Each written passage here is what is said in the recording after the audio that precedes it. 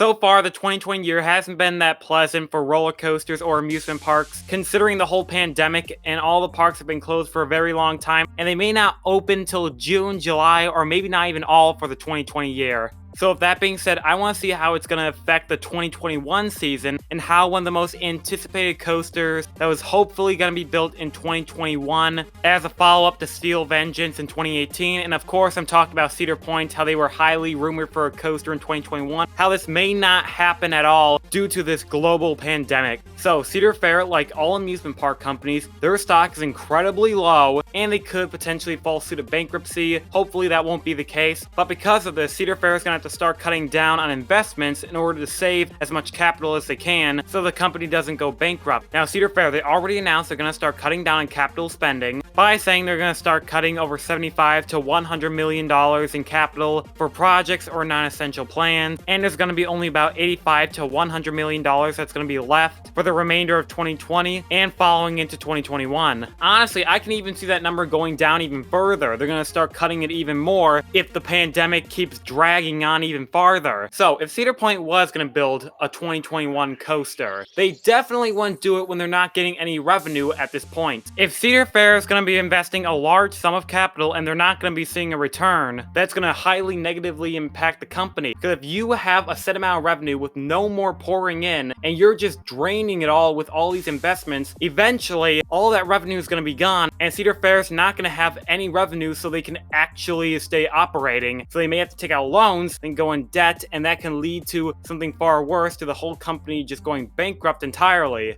And Cedar Fair is not like that. They don't like to take out loans and take on debt and eventually have to pay it off. So that's why I think they wouldn't invest in a 2021 project if this pandemic does go on for a very long time. Like, that's in the case that the parks don't open at all for 2020. I mean, right now we're hearing that like Cedar Fair and Six Flags, Disney, SeaWorld parks, they're all trying to aim for at least a June 1st opening for their parks. But that can easily change to July or August, or maybe not at all. But that's what they're hoping for, and I'm hoping that's what it's going to be. But even if that's true, if the parks are going to open for that time, Cedar Fair, they're just going to try to recoup their losses that they had from this hard transition. And even when the parks do open, they're still not going to be generating enough revenue. Because keep in mind, basically right now the economy is completely shut down and people are losing their jobs. So when parks do open, I don't think people are going to be that enthusiastic about it, and they're not going to have the funds to actually go out to an amusement park and have a good time because they simply don't have the money to do that. And the people who do have the money, they may be a little afraid to go to an amusement park because they don't want to catch the virus that's going around. Because of all the fear and hysteria of COVID-19, some people may not want to go outside and interact with people in a theme park. So it could be kind of a slow transition for people to start going again. But even if people want to go, there's going to be some park adjustments to make sure contamination doesn't spread any further. Like, for instance, the CDC may instigate that the parks have to have a limited capacity to make sure there's not that many people moving around the theme park and there aren't that many people compacted together so it could spread much quicker. So with this limited capacity, the parks won't be generating really any revenue because they can't let as many people as they want to generate even more income for every single day the park's operating. So that's how I think the CDC and parks are going to handle this, cutting down capacity, having new cleaning techniques. I mean, that's of course the parks do open in 2020 with all these new restrictions and guidelines to ensure safety for all the park goers. Now let's say if Cedar Fair, they still want Cedar Point to get their 2021 coaster regardless if the parks open this year or if they don't perform as strong as Cedar Fair would intend. Let's just say Cedar Fair, they still want Cedar Point to get their next coaster. Now if Cedar Point were to get their coaster in 2021, that's going to have a very negative impact on the other Cedar Fair parks because since Cedar Fair's budget is so small right now, they have to make a lot of budget cuts in order to account for Cedar Point's major investment for the following year. I hate to say it, but Dorney Park's new coaster for 2021, yeah, that's not going to happen. So this Gravity Group switchback coaster that Dorney Park's been waiting for since the park hasn't really gotten a coaster in over a decade, that may have to be postponed till 2022 in order to make accommodations for Cedar Point. I mean, we already saw that Dorney Park, they took back their plans from the city, so that just shows that Dorney Park, they're already preparing for this not to really happen at all. And any other park that may have been receiving attractions for 2021, that's probably not going to happen. And there could be the possibility that parks that are getting attraction this year in 2020, Cedar Fair may have to postpone that attraction till 2021, and that'll be their new addition. Cedar Fair, if they are going to build a coaster in 2021 for Cedar Point, they're going to have to contract all their money towards one park and may have to ignore all the parks in the chain so Cedar Point can get their coaster. Of course, this is all just theory of what Cedar Fair may have to do to accommodate for Cedar Point's new attraction in 2021, because right now that really seems like the situation if they are going to do that, considering they don't have that much of a budget to work with, and it could be slashed down even more so they have even less money to work with. But looking into speculation of what Cedar Point may get in 2021, I have an idea for 2 potential coasters of what Cedar Point may have already decided they're getting. That is a B&M flying coaster or some kind of Gerstlauer. I personally do not see a 500-foot coaster in 2021. Yes, we did see that teaser back in winter of Cedar Point teasing a 500-foot coaster.